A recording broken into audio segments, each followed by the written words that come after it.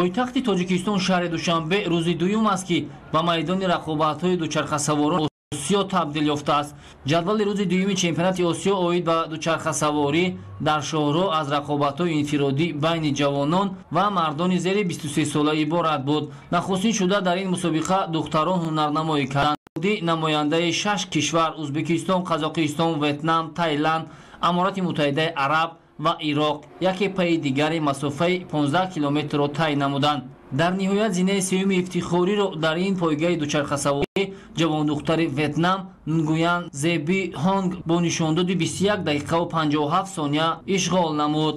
намояндаи Қазоқистон Дарья Казакбай бошад, бо натиҷаи 20 дақиқаву 54 сония дуюм шуд. чемпиони ин масофа байни ҷавондухтарон дучархасавори Узбекистон Анна Каскова гардид. варзишгари умедбахши узбекистонӣ масофаи 15 километрро дар 20 дақиқаву 6 сония пушти сар намуда нишони тиллои чемпионати Осиёро ба гардан овезон кард. ғолибони ин сабқат аз ҷониби роҳбарияти мақомоти иҷроияи ҳокимияти давлатии шаҳри Душанбе бо медалу ифтихорнома дар вазъияти тантанавӣ қадрдонӣ карда шуданд.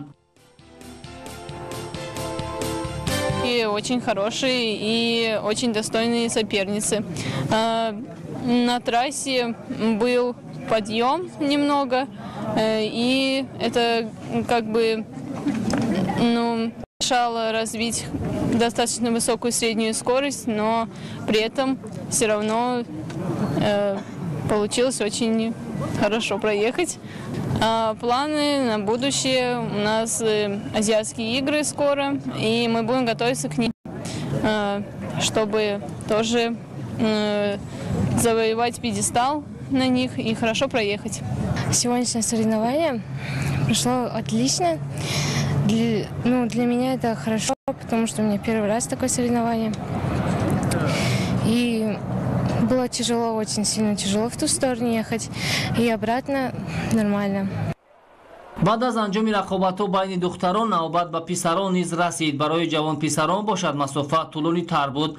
агар духтарон 15 километрро бо дучарха тай намуданд, пас писаронро зарур буд ки масофаи 24 километрро пушти сар созанд. дар рақобати инфиродӣ байни ҷавонон намояндаи 8 кишвар ширкат намуданд. барои ишғоли зинаҳои ифтихорӣ дучархасаворони кишварҳои Қазоқистон, Эрон, Монголия, Узбекистон, Таиланд, Ироқ, Покистон ва Тоҷикистон ширкат варзиданд.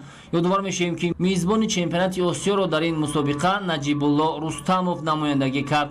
ба назари мутахассисон барои варзишгарони ҷавон масофаи пешбинишуда на он қадар осон аст ва ба ҳамин хотир талошҳо низ барои ишғоли мақомҳои ифтихорӣ мушкил сурат гирифтанд. баъд аз тай намудани масофа натиҷаи нишондодаи варзишгари Монголия ва Аҷаргал Алтангерел сеюм дониста шуд. муҳаммад Дарзи Раманди аз Эрон мақоми дуюмро ба даст овард. Алексей Ваганов аз Қазоқистон чемпиони ҷадиди Осиё байни ҷавонон гардид. Наҷибулло Рустамов аз Тоҷикистон ҳамчун нафари ҳафтум масирро тай намуд. То, что мы являемся, наверное, командой номер 1, то не побоюсь так громко сказать, в Азии, да, это, наверное, за счет нашей, опять же, велокоманды Астана Казахстан Тим, которая уже 17 лет на международной арене, и то есть мы выступаем, это вот ступенька, айсберг, скажем так, начиная с юниоров, андеров, которые молодежные поют после обеда ребята, и мужчины уже элита, это профессиональный спорт, то есть вот эта вся ступенька присутствует, ну и есть ребята, с кем работать. сабқати сеюми рӯзи дуюми чемпионати Осиё оид ба дучархасаворӣ дар шоҳро аз ҳунарнамоии инфиродии мардони 23 сола иборат буд. барои ин гурӯҳи дучархасаворон низ масофаи 24 километр пешбинӣ шуда буд. иштирокчиён сабқатро аз майдони дӯстӣ оғоз намуда ҷониби меҳмонхонаи Сирена ҳаракат менамуданд. баъдан самти ҳаракати худро тағйир дода дубора майдони дӯстиро убур намуда тавассути маркази шаҳр суратафзоӣ намуда то боғи устод айнӣ идома кард. варзишгарон дар маҳаллаи Чорбоғ самти ҳаракатро дигарбора тағйир дода ҷониби қасри бошукӯҳи теннис ва маҷмӯаи обӣ ҳаракат намуданд. барои расидан ба хати ниҳоӣ иштирокчиён дубора ба майдони дӯстӣ баргаштанд.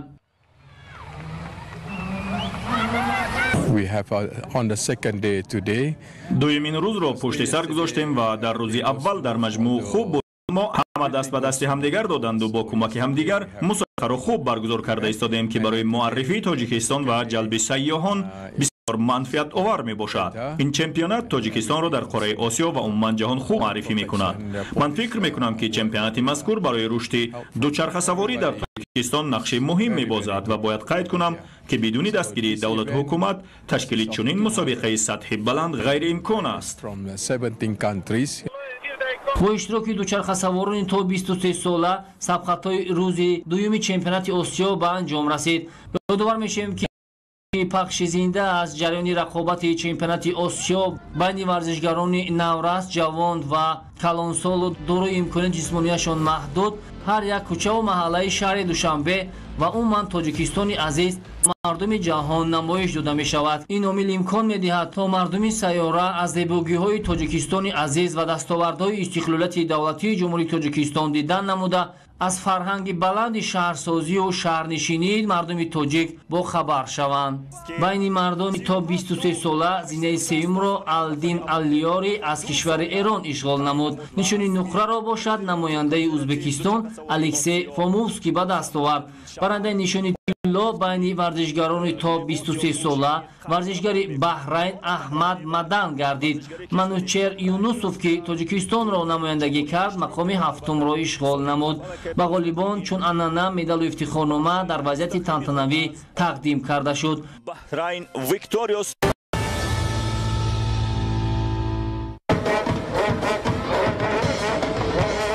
ساکنان دهه باتوش شهر توسونزاده جشن بین المللی نوروز را با شکوه و شهامت خاص تجلیل نمودند. بین المللی گردیدن نوروز خودگواه آن است که اجدادان ما چگونه فرهنگ بای و پرغناوت داشتند و آن را کشورهای زیاد پذیرایی نموده با شکل قدیمش قبول نموده جشن میگیرند. نقطه مهمتر در تاریخ پیدایش و پنجشنبه نوروز این است که فلسفه، حکمت و منطق آن به یگان دین یا مذهب رابطه ندارد و آیین صرف مردمی برابری به همه جشن بزرگداشت طبیعت و کشت و کار سرشوی سال می باشد. یعنی سبب در پهناهای پروسعت جغرافی پهن گردیدن نوروز در آن است که اصل نوروز به صفت جشن طبیعتا و ماهیتا عمومی و مردمی از اندیشه برابری در بین انسان ها عبارت می باشد. خوشبختانه با دستور سپارش‌های اساسدار اصول وحدت ملی پیشوای ملت محترم امام علی رحمان جشن نوروز جشن بین المللی شد. ما همچون یک فردی وطندوست سیاست پیشوای ملت را دستگیری نموده امروز در دهه خودمان جشن نوروز را جشن گرفته ایستاده‌ایم. این سال ما زیاده از 20 عائله نیازمند را کمک خود را رسانیدیم و در آینده نیت داریم در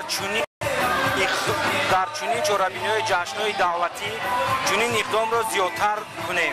با توفیل همین جوهر مردمی نوروز در چهاربین‌های ایدانه خود و بزرگ آزادانه و برابر شرکت می‌ورزند و سندی میکنند. باز یک حکمت انسان دوستانه نوروز از بین برداشتن کینه و عداوت، بخشیدن گناه همدیگر، تحمل گرایی و همدیگر فهمی و به همین وسیله پاینده نگاه داشتن ثبات جامعه می باشد. اصالت اجتماعی و اخلاقی نوروز خیلی بزرگ بوده.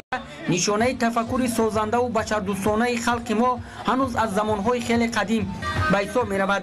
جشن بین المللی نوروز تجسمگر رسم و آیین‌های عمومی، ارزش‌های والا و عنعنه‌های کم نظیر مردمان حوزه نوروز می باشد. همچون سرچشمه مهم معنوی جهت تحکیم من بعده دوستی و همراهی منطقوی خدمت می نماید.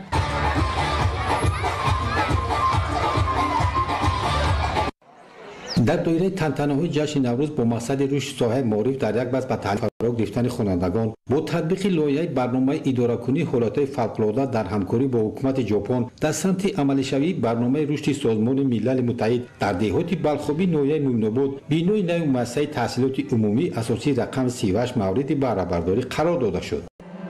آرزوی ما کودکان جامعه عمل پوشید. ما هم صاحبی چنین یک مکتبی نو زمانوی گشتیم. من سرول منتداری خود را به اساسگذاری صلح وحدت ملی پیشوای ملت پرزیدنت جمهوری تاجیکستان محترم امام علی رحمان میرسانم که برای ما چنین یک غمخواری پدرانه میکند. ساختمان مؤسسه مذکور از ماه مارس سال 2021 در مساحت 0.50 هکتار آغاز گردیده با طرح موثر و صفت بلند بنیاد و برای به تعلیم فرا گرفتن 288 نفر خواننده ساخته شده است. бинои нави муассиса аз 6 синфхонаи таълимӣ ва фаннӣ иборат буда бо 13 адад компютери таъмин ва дорои ошхона мебошад.